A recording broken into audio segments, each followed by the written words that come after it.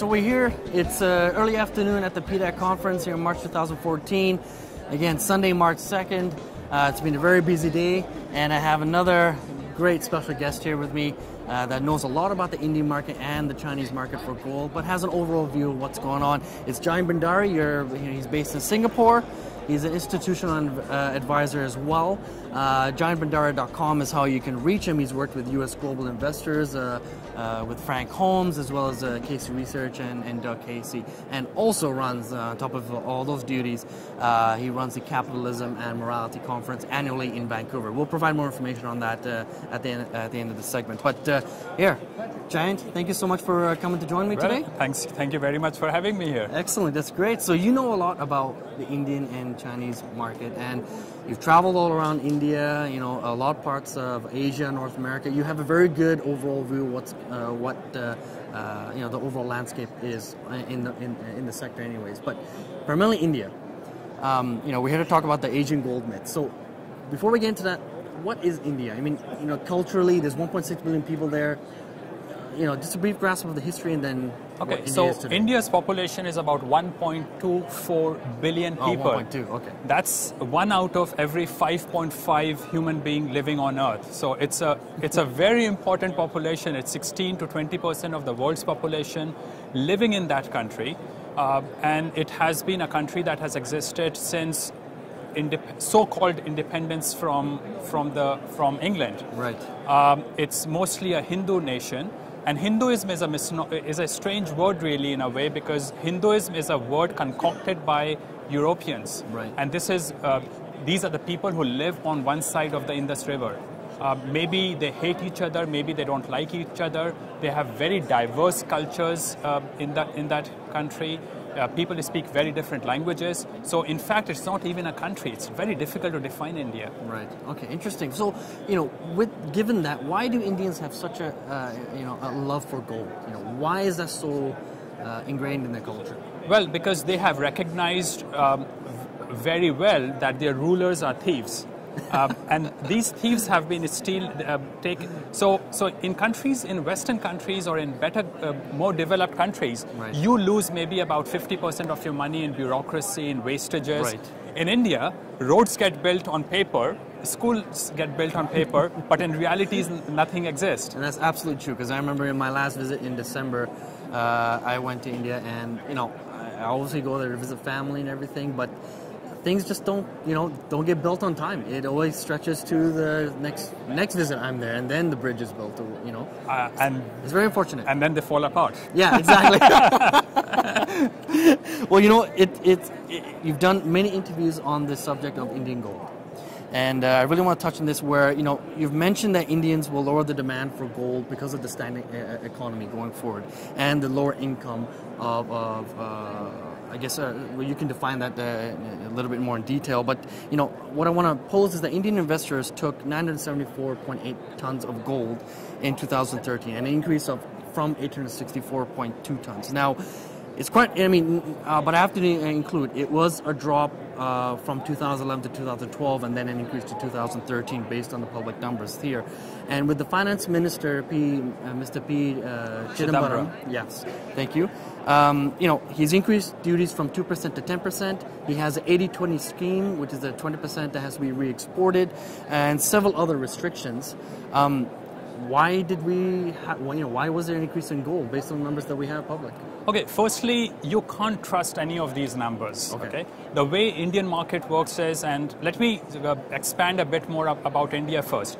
I have never met an Indian public servant or politician who is honest. They all want bribes. Okay? And all these rules and regulations are created mostly with bribe in mind. These guys want to extract as much bribes as possible from the people. And this is, they look for rationalizations to get bribes. Now, whether gold numbers have actually gone up or down is a very controversial statement, because there is no way you can find out what is actually happening. Yeah. Most of the gold, a lot of gold today is coming to India through smuggling. Yes. So official figures will understate the numbers, and WGC will probably give you a better number, but even then you have a very tough time finding out how much gold is actually coming into India. Because even at the level of traders, most of the gold is sold and bought for cash because they want to avoid paying sales tax. There's a 1% sales tax or something like that, a sales tax on gold. Yeah. So just to avoid all the regulatory hassles that people must face, most of this is cash transaction. So you don't really know the numbers. But I tell you what I have seen. Increasingly, so firstly, Indians are desperate for gold because Indian currency keeps losing its value. It has lost about 30% of its value in the last 3 years.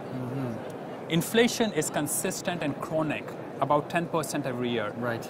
People don't have a way to invest in that country. Investing in wealth in generating industry is a massive problem in that country. Right. You can't, so despite that I'm an Indian, I don't invest any money in India because I don't get return on my equity in that country. So given that, Indians are desperately looking for gold, silver and properties to invest their money in. But the problem is that given the stagnation and wealth creating industry, India is not growing anymore. It's a country that's stagnating. Interesting. So gold might still be, they might be buying more gold if your number is correct. Right. But going forward, I see pressures in terms of their financial capabilities to buy and consume more gold going forward. And do you think the restrictions will continue? Well, restrictions have no value. So you can, pretty much in the city that my parents live in, I can trade gold at almost zero spread. Gold is an extremely liquid commodity in India. Yeah. Restrictions have made no difference to availability of gold in the country. The only difference it has made is that the gold that was coming through official channels by paying taxes is now coming through smuggling. And that has massive social repercussions, which I can detail to you if you want to, but it has not affected demand or supply of gold in any way whatsoever. And just to tie in the restrictions, at one point in time, the current account deficit was so bad, it was 72% of GDP. And I just want to, touch on that is, do you think we'll see another current account deficit crisis? Because they have kind of resolved it to a point, but, Well, that's what the government is claiming. But the reality is that India has had a current account deficit problems for decades and decades. I can't think of a single year in which India had a current account surplus in that year. Interesting. It's a chronically current account deficit country because India cannot export. Right. And the reason India can't export goes back to my response to your earlier question, that it is very difficult to get into wealth generating business in that country. Right. And that's the key problem that country suffers from. Okay, so let's not talk about China. You know a lot about China. You visit China quite a bit. You have, you're very positive on their future prospects just because of how the country runs the infrastructure.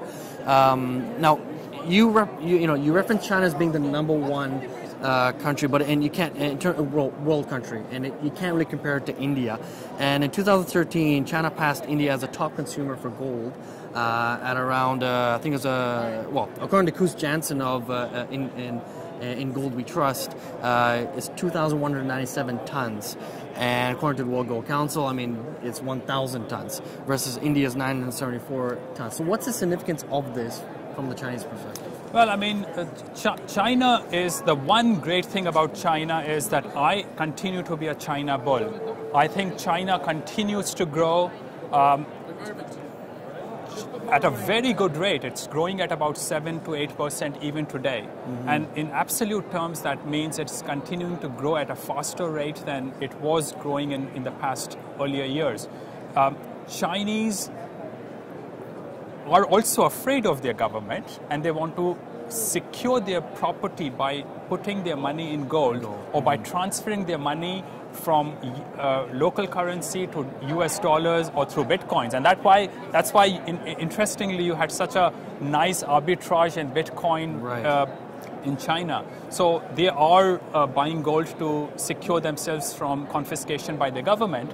But also there's a lot of black money in China, and they want to safeguard their money earned from maybe unethical means by investing that money into gold. Interesting. And talking about security, what is the role of the renminbi in the world today? Yen has been one of the best performing currencies over the last several years. It has outperformed US dollar.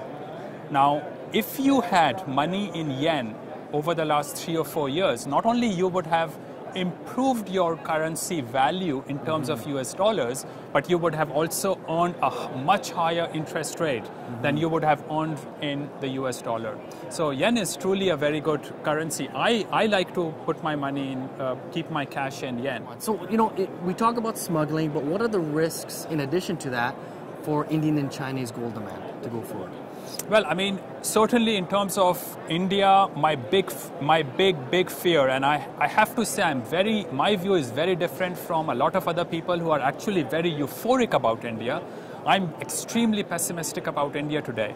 I think the economy is stagnating, and as a result, and saving rate is falling in the country, consumption is increasing, and as a result, their capacity to buy gold is stagnating, if not falling. Right. And that is the biggest problem with gold demand in India, despite the fact that they are desperate to buy, they want to buy more gold. Right.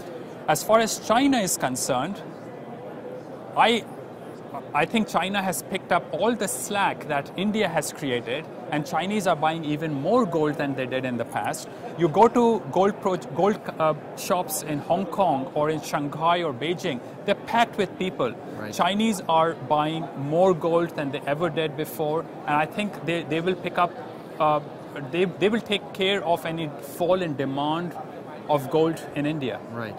Interesting. And I guess the last little thing, just to step away from the gold sector, is well, not necessarily, but you're talking about Chinese-based mining companies that are looking abroad for projects. I know from myself, I've noticed that over the last few years. But is it still continuing now, despite with the gold price, the way it's reacting? I think so. Yes, I think what happened in the last few years was that Chinese company bought bad projects in Peru, in other South American countries, in Australia, and they have been very badly burned in buying bad projects.